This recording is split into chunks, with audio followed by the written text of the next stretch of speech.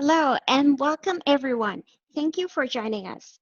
Hope that all of you are well and staying safe. Thank you for being part of our third talk in the Combating COVID-19 webinar series. This month, we have been bringing different speakers every week to share insights and help us navigate through these challenging times. I'm Maggie, the Incubation and Ecosystem Lead at the Mills Fabrica, and I'm one of the hosts today. Let's bring in our guests. Janice Wang, the CEO of Avanon, and Catherine Cole, the CEO of Motive. I'll pass it over to you, Janice and Catherine. Good morning, everyone, and for everyone joining us from the US, good evening. We're so happy that you have taken the time out of your virtual day to come hear Kathy and I talk a little bit about our journey as leaders in quite difficult times. From the 30,000-foot view, I have personally been looking at all of the different styles of leadership that has emerged in the past few months. And I really found so much inspiration from, really gruff kind of old hands like Andrew Cuomo, the governor of New York, to seasoned practical people like Angela Merkel. And then there's somebody who, like Jacinda Ardern, who really, as one of the youngest people in power around the world, she's really made a difference. And when I was looking at her videos, I found this piece in The Conversation by Suze Wilson, who had highlighted why Jacinda Ardern gives her citizens and the rest of the world such confidence. So they broke down that top-down communication really has to do with three things: direction giving, meaning making, and empathy. And the problem is that most leaders focus solely on the direction giving. And of course, the plan is crucial, right? But if you don't communicate it well, it just sounds like you're barking an order. But Miss Ardern, she's a new mom herself, and you see her, dressed in her sweats, and this is a Q&A after she's put her child to bed. She lets people into her personal life. And she recognizes that, people actually then, her citizens then realize that she's giving up part of her personal time to actually help. And it sounds very authentic, and it's authentic actions that bring compassion and meaning. And then there's the empathy part. She recognized that people were really hurting financially. And yesterday she announced to take a 20% reduction in pay for 6 months. And look, in the grand scheme of things, her pay's nothing, right? But the gesture, contrast that gesture with what you see from POTUS, the President of the United States, and you wonder whether we need more of the type of example that Ms. Ardern is giving. Thanks, Janice. Actually, that's such a great, the Jacinda example is such a great example to start with.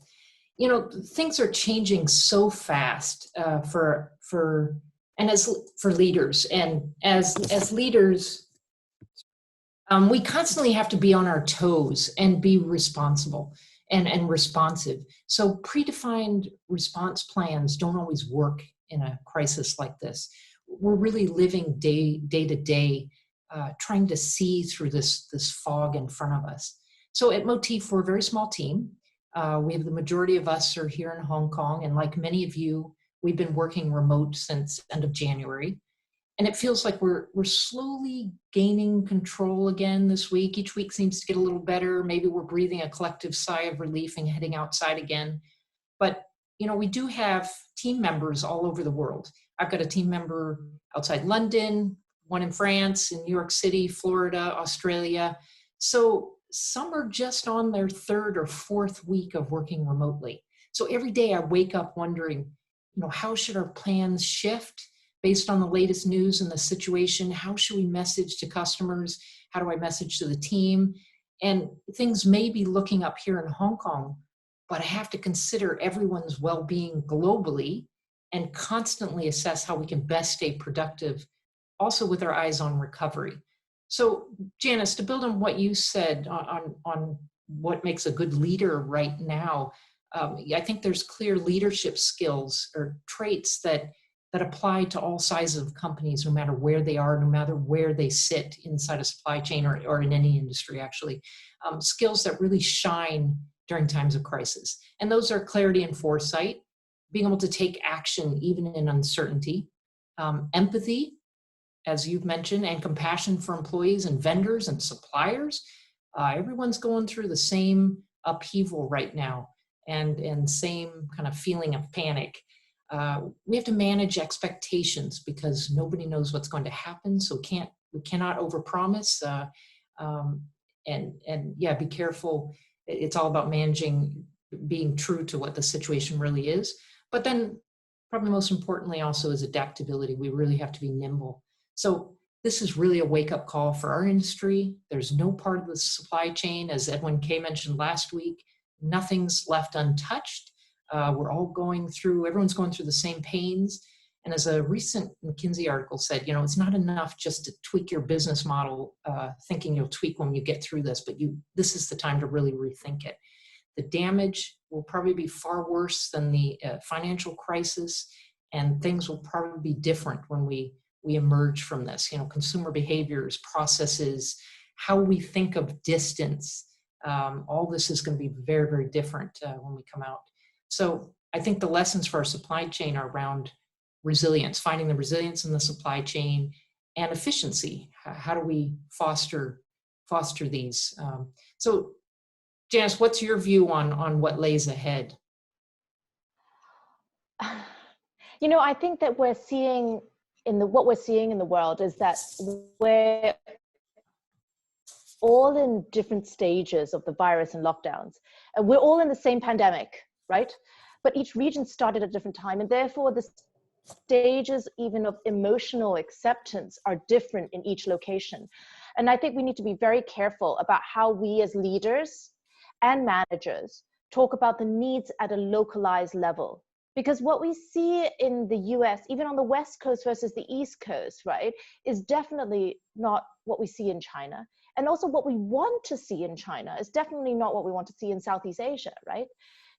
We see in China, it's opening up county by county level, and we see these crazy instances, right? Like 2 days ago, the Hermes shop netted $2.7 million in a day, and there's these massive tourist crowds flocking to Huangshan, and it's all this pent up demand unleashed in a day, right?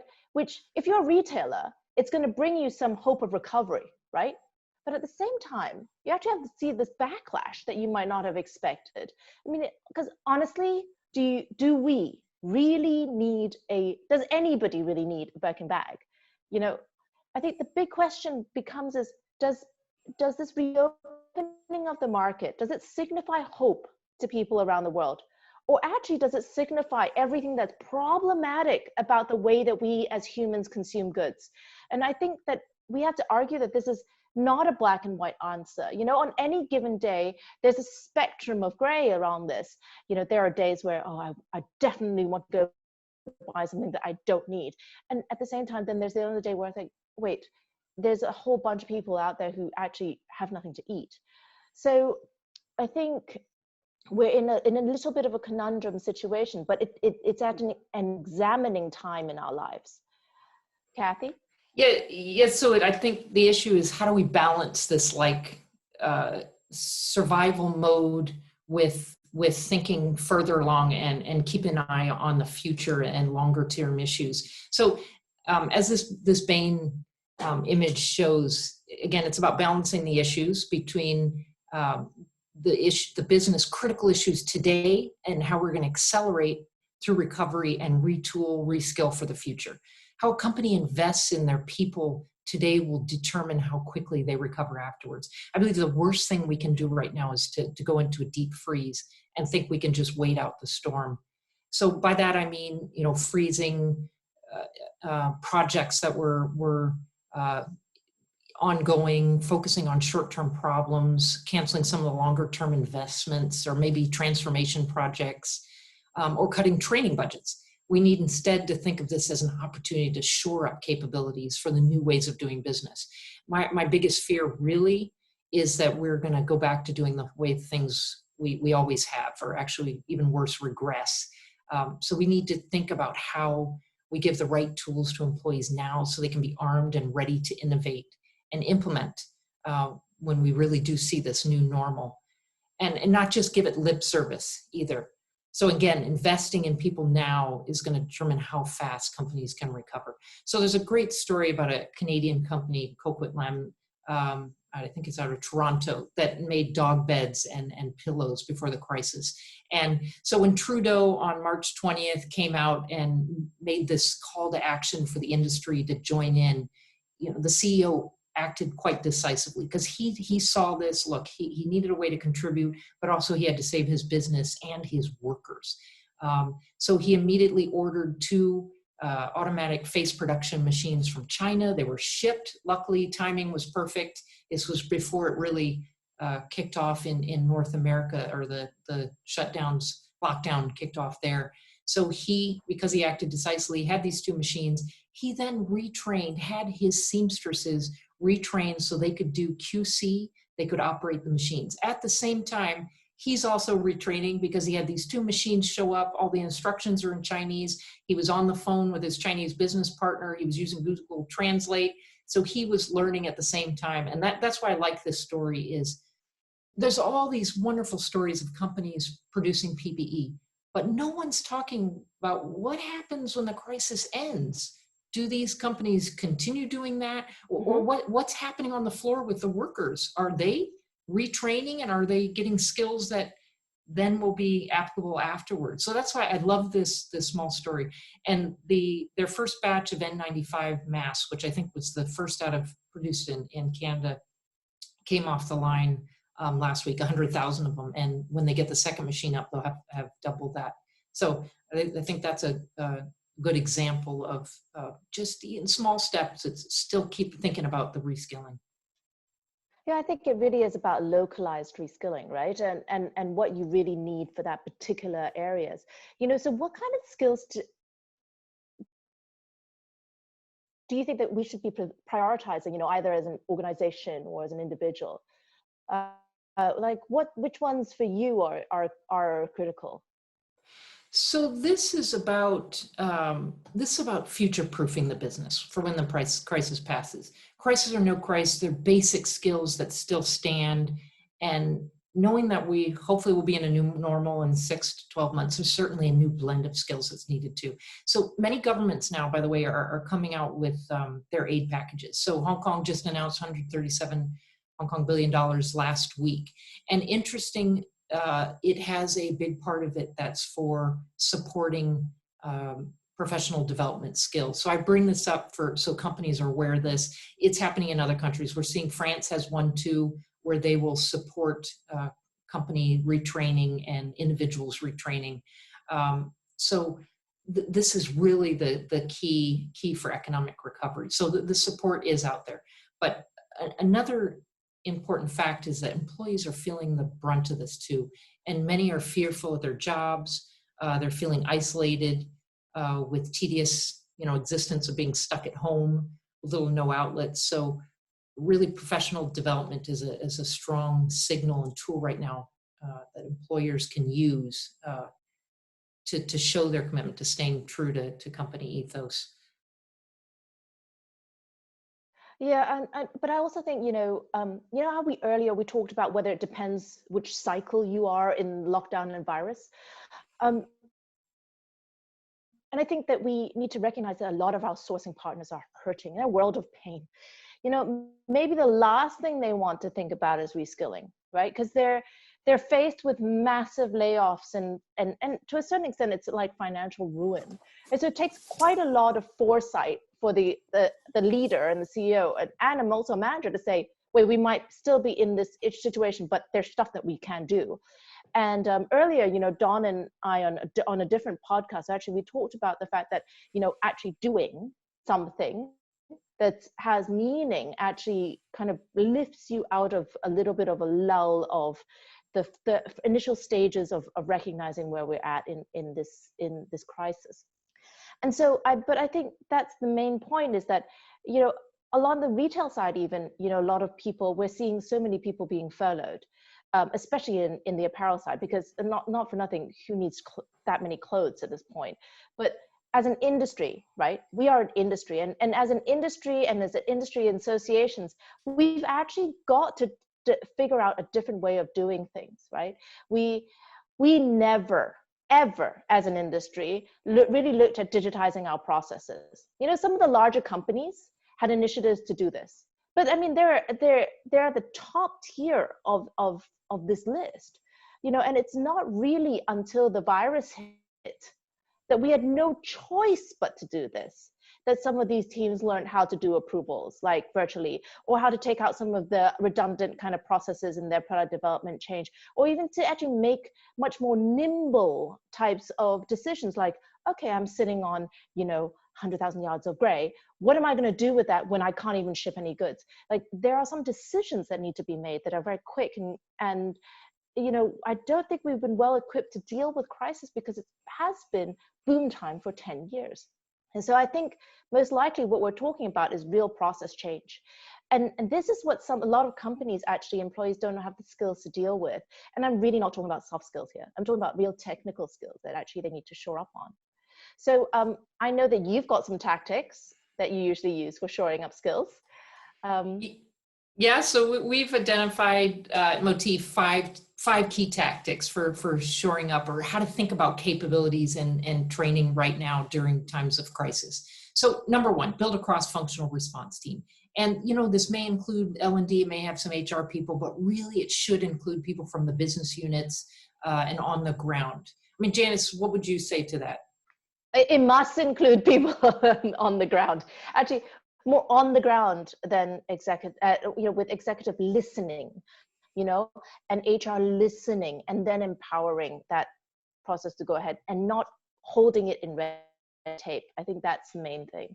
Yeah, and the people on the ground are at the front lines. They're gonna know best what they need to adapt and be nimble right now. So second, focus and prioritize on business critical and fundamental processes. So, you know, you can look for training you already have face-to-face that can easily be ported online to an online or virtual environment, or you can leverage external learning content that's out there. But you got to look for the biggest impact on the business also, and find it. There's a wealth of resources internally and outside.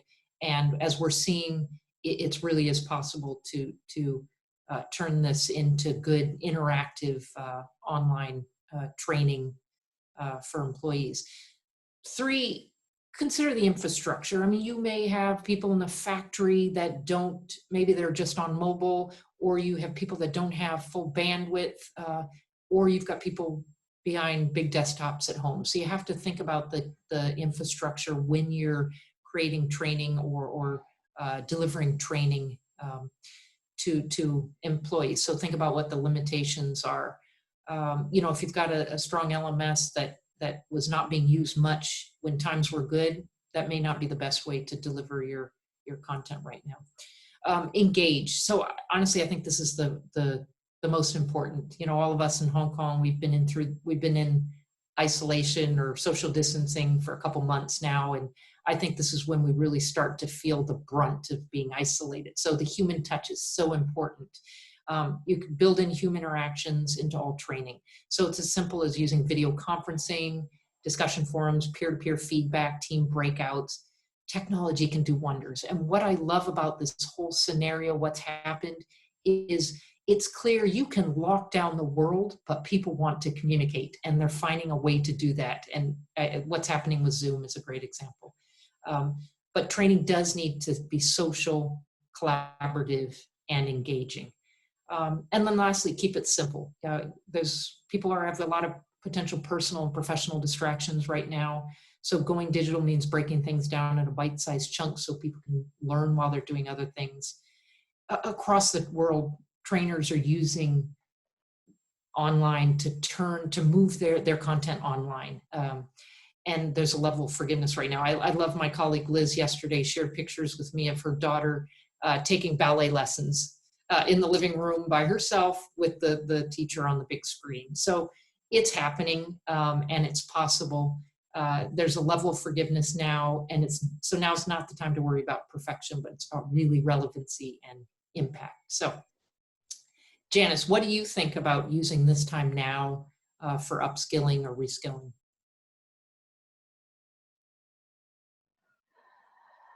You know, I think this is not an easy time for people to discuss this. And I think that we should recognize that, right? But I think the most important part is that if, you know, as leaders and managers and also employees, we are all aligned in one social contract, right? And if we're aligned in the fact that we want everybody to thrive, then we know how best to leverage everyone's skills in the most empowering way possible. And I think that comes from a mindset. You know, I kind of want to give you an example because, and it's actually one that's happening to us right now. It's been in process for a while, but we realized a couple of years ago that our entire business was going to change. Right, we make things using fiberglass. You know, all the mannequins that we produce, they're made of fiberglass, and fiberglass production will eventually become obsolete, and it should, because it's a dirty industry, right? But the problem is that our best factory sifus, you know, the best masters that actually made our business, they built our manufacturing capability. They've been with us for over 15 years, right? They'll eventually have no job, and they're not going to be at retiring age. And so at that point, we had a conundrum, is like, what do you do, right? My brother then goes up and he actually sits down and has a talk with them. He listens to them, and he says he understands what their needs are. And then he talks to them what they wanted as careers, and explain what the future held in the world that is changing. And immediately, actually, Yang Sifu, who you see on the top left, and Johnny, who's actually the youngest apprentice on the right, and Jing, they said, wait, hold on a sec, we're sculptors. We can transfer our skills, right? We are going to learn Rhino. Before this, understand that they're manual laborers, right? For them to actually make that huge shift of going from in their 50s, late 40s and 50s, to go into a 3D program that would allow them to start building things from a 2D surface to a 3D surface, right? They're just moving one thing from a physical thing to a screen thing. And this is a significant amount of engineering. By the way, if anybody thinks that they can actually just retool quickly, it doesn't happen. It takes a lot of time in actually training, and they've been training and experimenting for a year. And now, especially now that we have downtime, you know, these are the people who are taking all of the training that they've done and actually finding new innovative little things. I mean, you would never even think about the hinge inside a shoulder joint, right? And how it knocks together, and play with that, and then figure out, wait, there's something there that actually we can make much easier, so that next time when we build this, it won't break, or it won't break as easily, or we can replace it if it breaks, you know? So they're working through a timetable of transition for themselves, as well as for all of their teams, to bring them up to a level that they can make. But it required really understanding what their needs were, and really they had to be involved in it.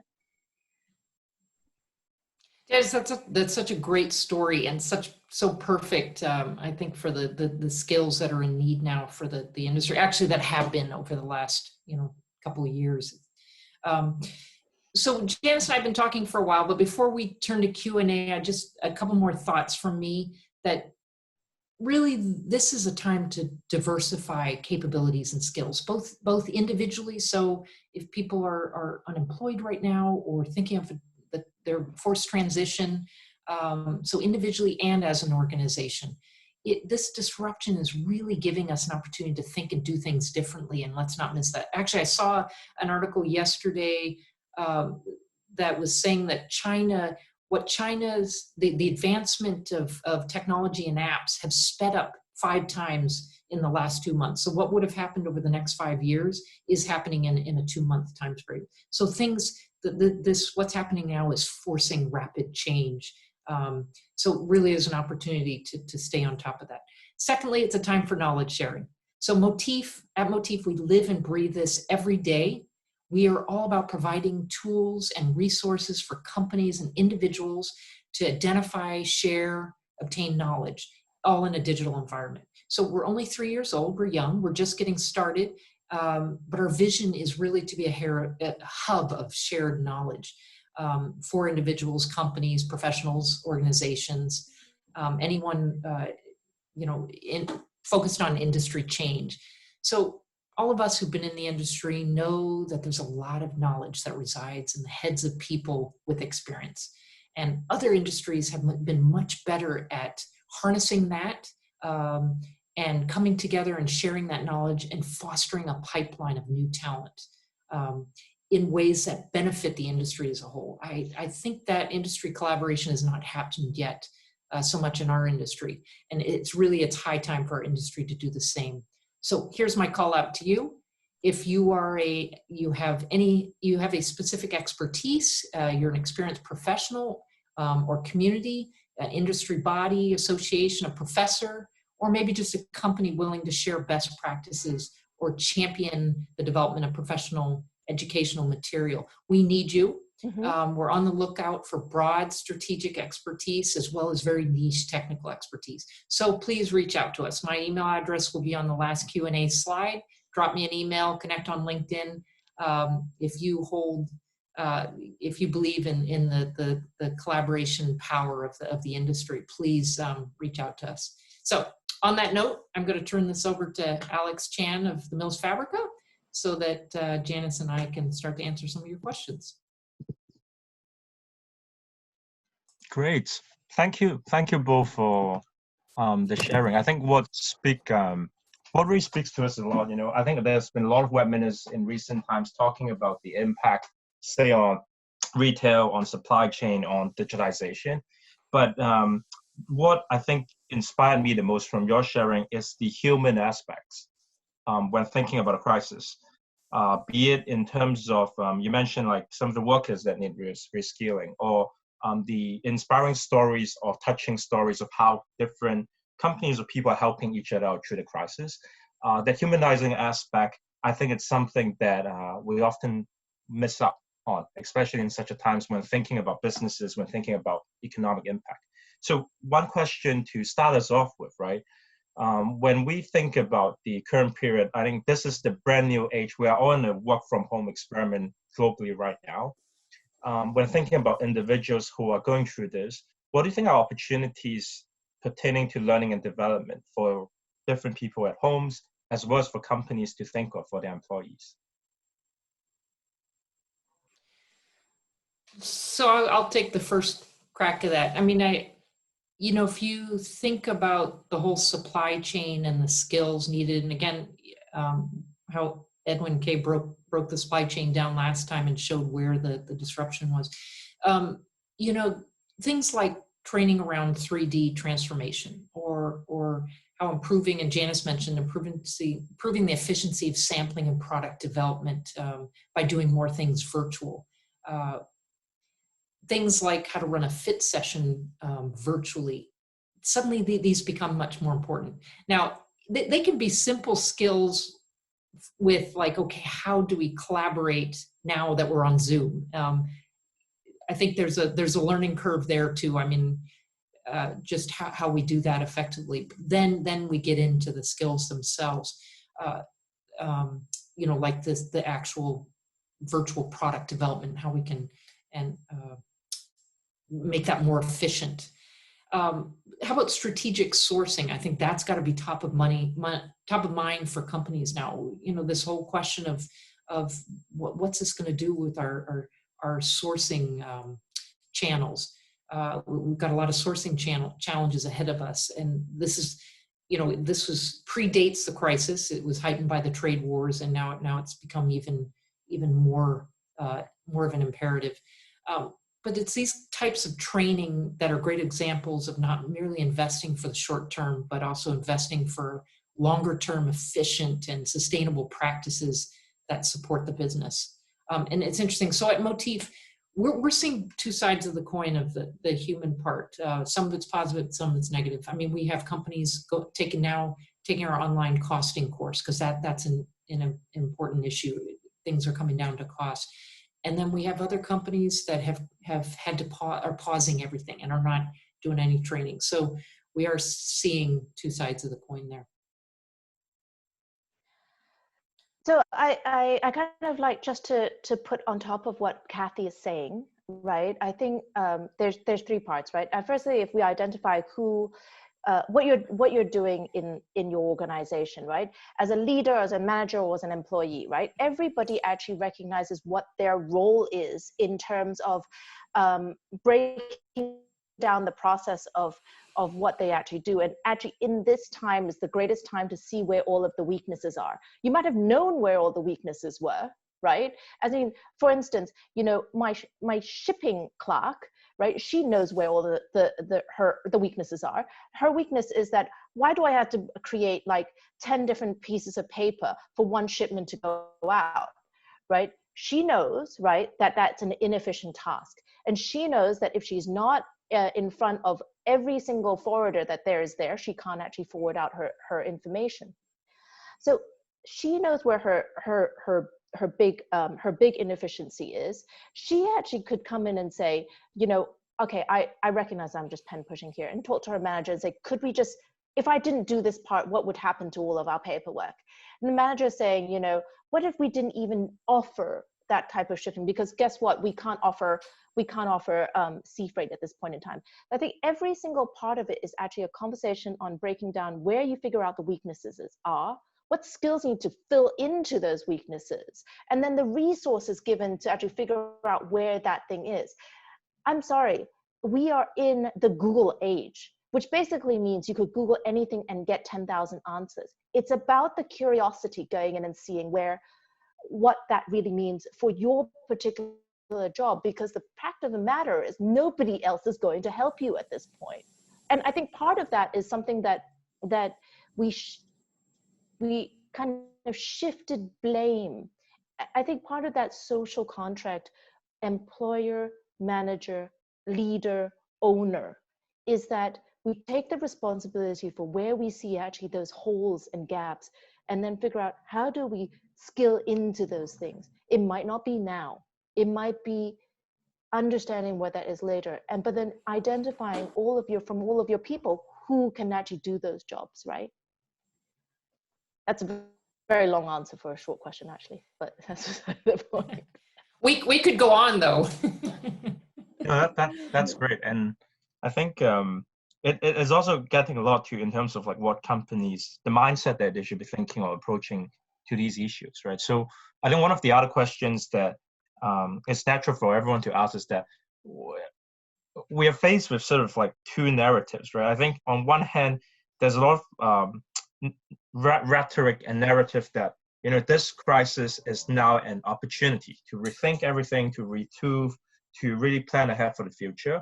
But there's also the practical element of it, and is that everyone is struggling to survive. Everyone is trying to weather the storm and really survive through this period. When you're thinking about those two things in play, I love the diagram that Kathy shared earlier between the two forces, right, about survival versus retooling. How should businesses be balancing those two things, especially when it comes to investing in, you know, the training of employees, right? Is that something that's more a longer term thing, or that relates somewhat to survival as well? Oh, it relates to survival, because guess what? If your people don't think that you actually care about them, and that's the thing about it. As we started, you know, talking about this communication methodology, right? Is that if you're not, I mean, look, if you're not seeing that you actually want to keep them, why should they want to stay with you? They're staying with you out of a need, right? Not out of a love. And that's fine. Not everybody has to love what their exact jobs are, and you're there for a point in time, right? But part of this is saying that you as a company is the mindset one that you protect your people and try that everybody eats off the same table. You try as best as possible to empower them in the skills that they have. And guess what? If you're going to have to fire them, which you may well have to do, right? how do you let them leave you with the best set of opportunities or the best set of tools possible to go forward into another thing? The hardest people probably to see is people who actually have done the same thing for a very long time, and that their jobs are going to be displaced anyway. And in that scenario, what do you do to make sure that that their bump when during the fall, it's not that they're landing softly, right? I think that's the main thing. I mean, it is a mindset. You've got some really hard decisions ahead of you. All of us do, right? You think any of us want to actually be able to have to fire workers or anything like that? Nobody. I think there is a certain amount of injury that happens to us when we have to make some kind of hard decisions. So I think the key thing is a balance between the compassionate fall, right, to a certain extent, and one that you can, and that wants people to want to be with you. It's a bit fluffy. But so also, I think it has to do with the learning mindset of a company. So you may not, okay, go back to what Janice showed, how everyone's in a different stage right now. So Hong Kong's in a very different stage. The US right now, it's just now people are being laid off. So everyone's at a different stage of this crisis survival mode. So if you think of a balancing act, yeah, it depends on where you are on that spectrum. But okay, so it doesn't mean to foster a learning mindset and do everything Janice says to take care of your people doesn't have to mean going out and investing big dollars on it. It means giving your employees the environment to kind of stretch themselves. There's a lot of great learning opportunities right now. So it's giving them the freedom. So as we're a small company, so I can't afford to go out and tell everyone go take some big online courses or bring in trainers for people, but I can try to give them opportunities to do things differently. And then back to that Canadian company, I mean, that's what I think that exemplifies that, where he's using this opportunity to help his seamstresses reskill, and that may have required time and investment there, but it's not a big cash flow issue. I don't know if that was clear. I think also it's a bit of a pivot, right? Because they already know how to sew. I mean, I have a friend who's actually doing the same exact thing in London, where she was the main, she's the main sewer for ASOS. And obviously that is fast fashion turn, right? The company's name is Fashion Enter. Next to Fashion Enter, they have an entire technical skills workshop. So basically she's apprenticing people and then putting them onto the floor. Now, guess what? When ASOS says, well, we're not shipping anything and I've got no orders for you, what can she do immediately? And she said, wait a sec, we can make PPE. And London especially was particularly hurt by the PPE situation, right?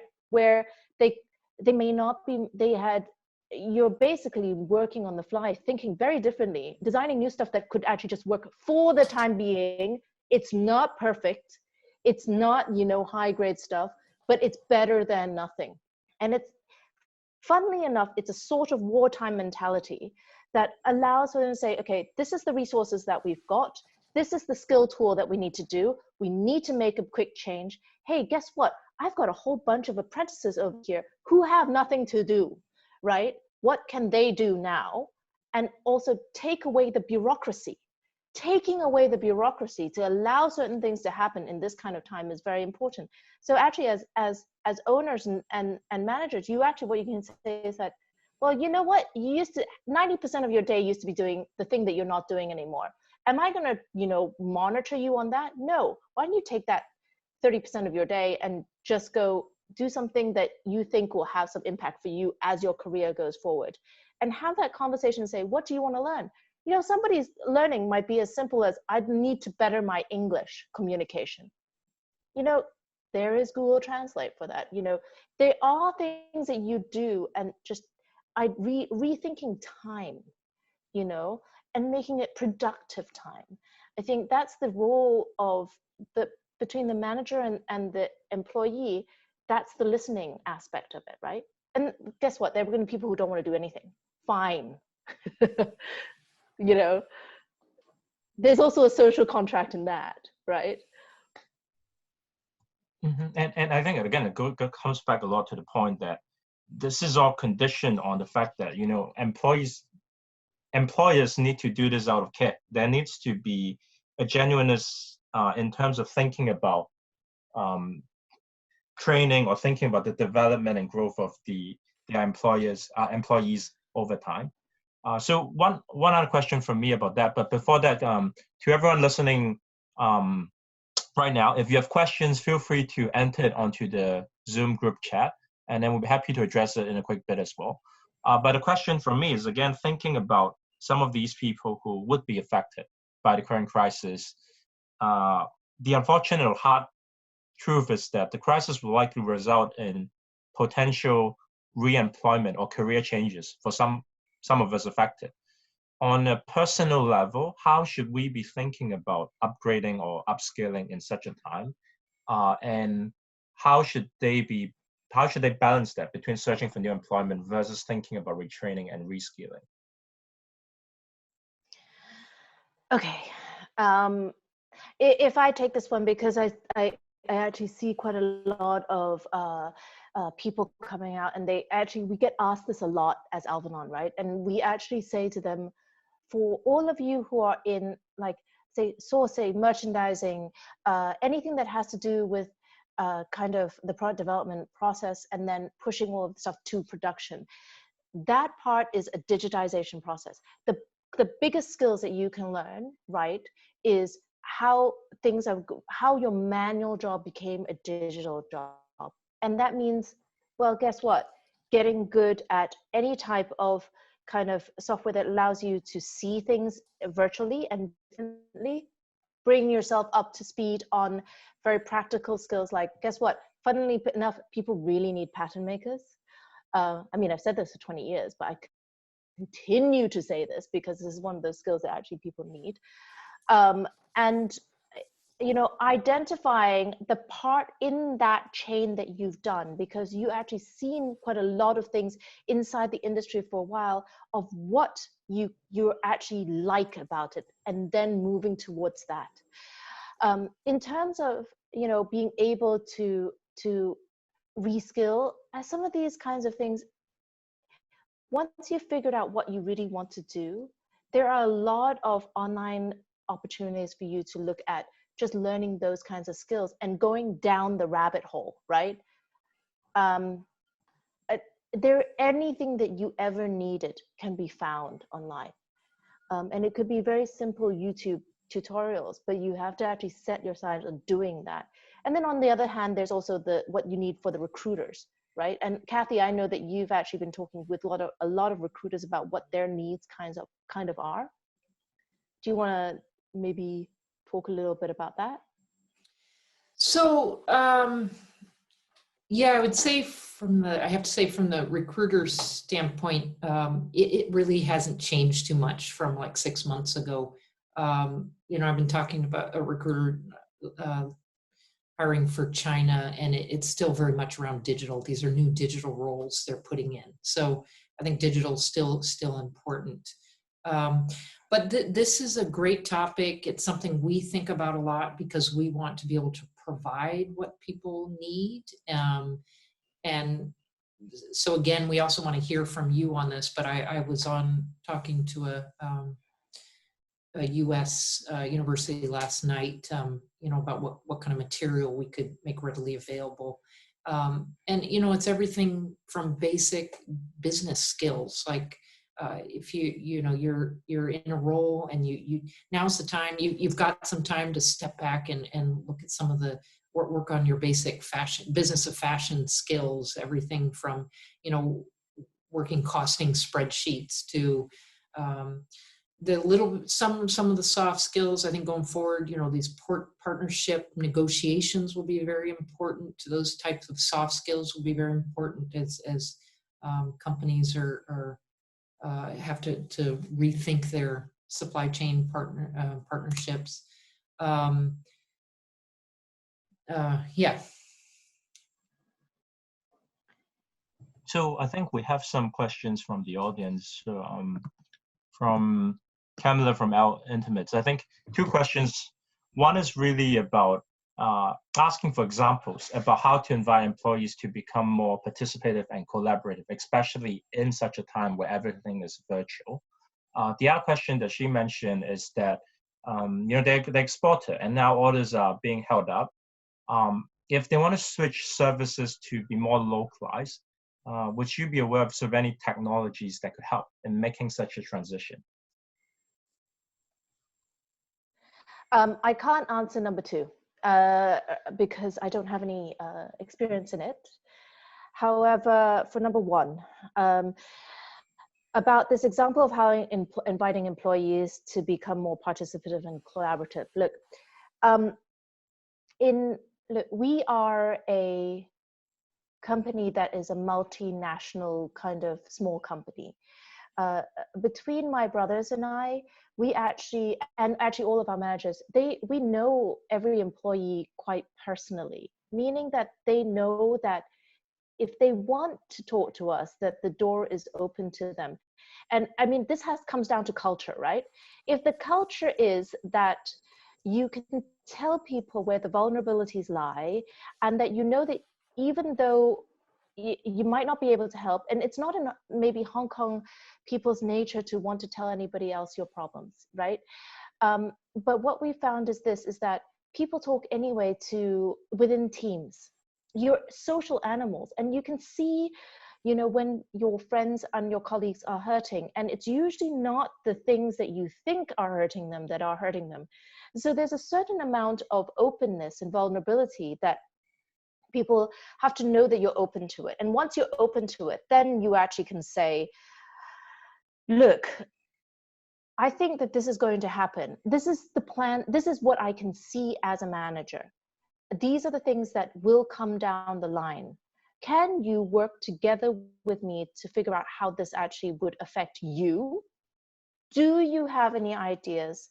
Can we talk about what we can do initially practically to firefight? Then what you would change in the process to go down afterwards. Now, if you don't get any responses, it's not immediately, it's probably not because they're not thinking about it. It probably is because they need to go away, mull about it, come back to me in a little bit and tell me what you think. And actually not having an answer is also okay. When you don't have an answer, then you're trying to kind of prod and see where that weakness is and where you can actually supplement it with other things. I don't think this is about telling them what to do.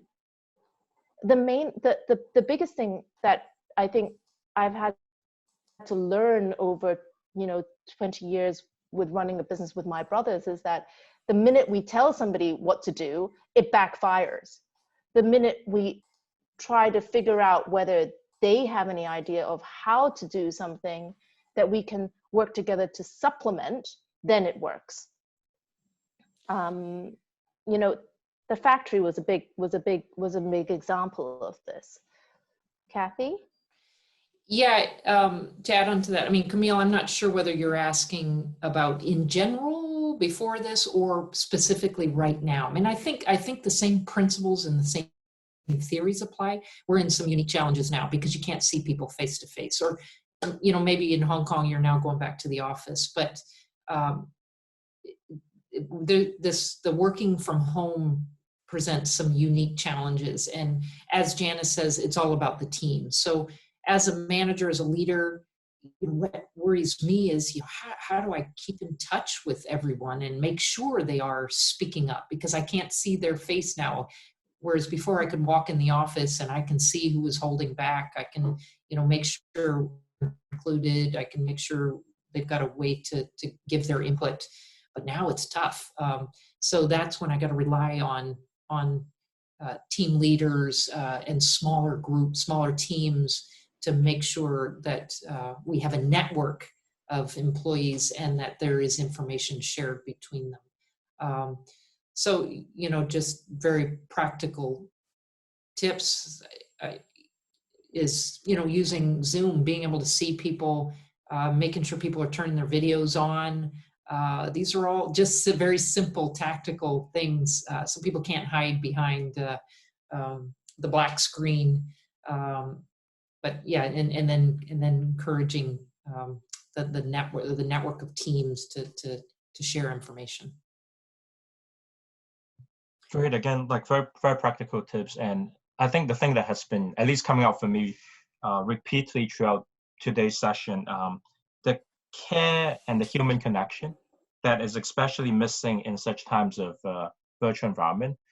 So we are almost out of time, but I guess one final question for you both, right? And when you think about everything that's happened in the crisis in the past 2 to 3 months, maybe two questions. One is, what has been most sort of inspiring for you, like stories that you've read or stories that you have encountered in your own work or business that has been most inspiring for you? And the second thing is, what's like, the biggest lesson you're taking away from this crisis that you would apply on, be it for future challenges or future opportunities?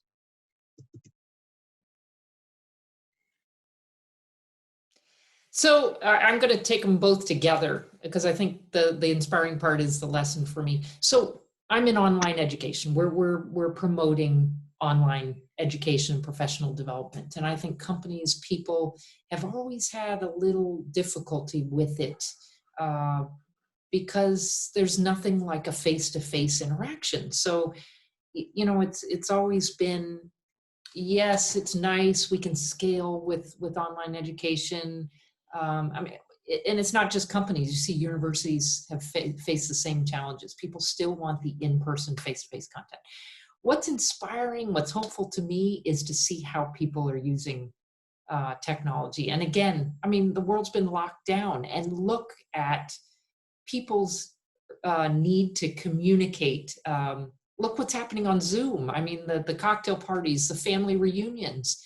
I come from a large family. We don't talk to each other, maybe once a year with some of my siblings because, we're all busy. We're now doing weekly Zoom chats with 30 people on, and I'm reconnecting with friends. So the same in the business environment. It's actually online can have a really strong interactive element. And those of you that have kids are seeing teachers that are being very innovative with this. So to me, that's what's exciting is, hey, we're breaking out of some mold here, and we've got a chance. We're seeing how it can work. And I'm excited to see, how does this play out 6 to 12 months? I honestly think this should be the end of work as we know it. I think we should be working differently.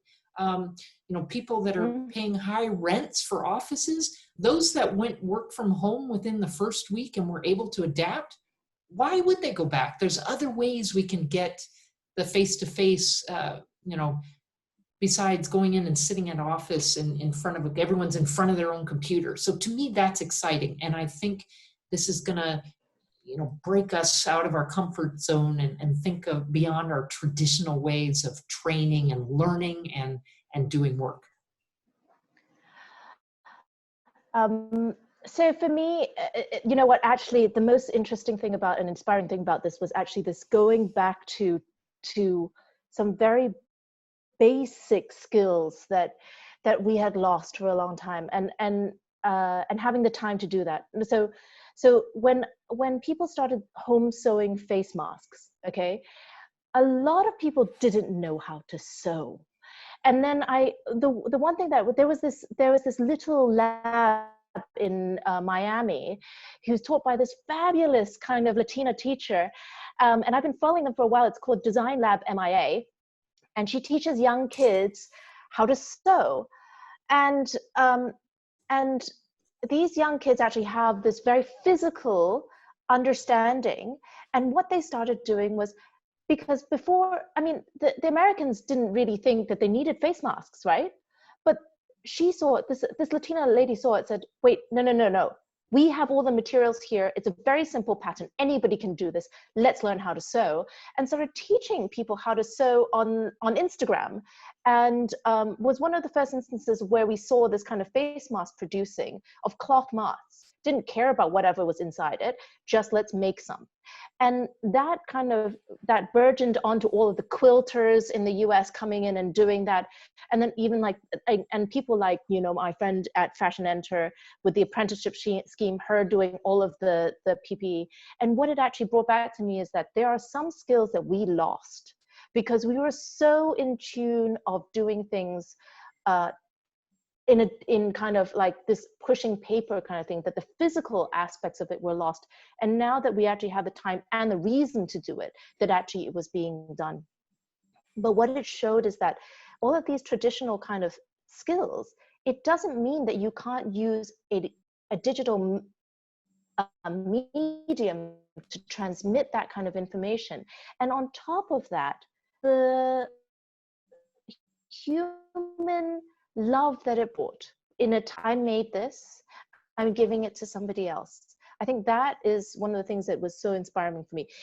By the way, it inspired my children so much that they decided that to force me to buy a sewing machine in the middle of an island, and actually broke it within the first 2 days. And I had to learn how to fix a sewing machine. And you know what? I haven't sewn a commercial machine for 20 years, and I wasn't very good at it to begin with. So like now it's for me learning, a skill that I preach all the day, but I know that I can't do. And it really, it harnesses my own weaknesses and makes me want to continue learning. So. Thank you very much. Thank you, Janice and Kathy, for sharing with us today. And after this webinar, we will have a recap and the recording will be available online. If you would like to receive information about the recap, the link to the recorded version of this webinar, and the invitations for future events, please subscribe to our newsletter and follow us on social media. And Motiv is actually offering a discount of 25% off the courses on their platform. So please feel free to scan on the QR code on the screen and use the code MILSCRESTMOTIV to redeem the offer. And coming up next, we'll have speakers from charities to share how you can still give back to the communities under COVID-19. And you can find the QR code link to the RSVP page of the next webinar. We hope to see you again. Thank you very much for joining. Stay safe. Thank you.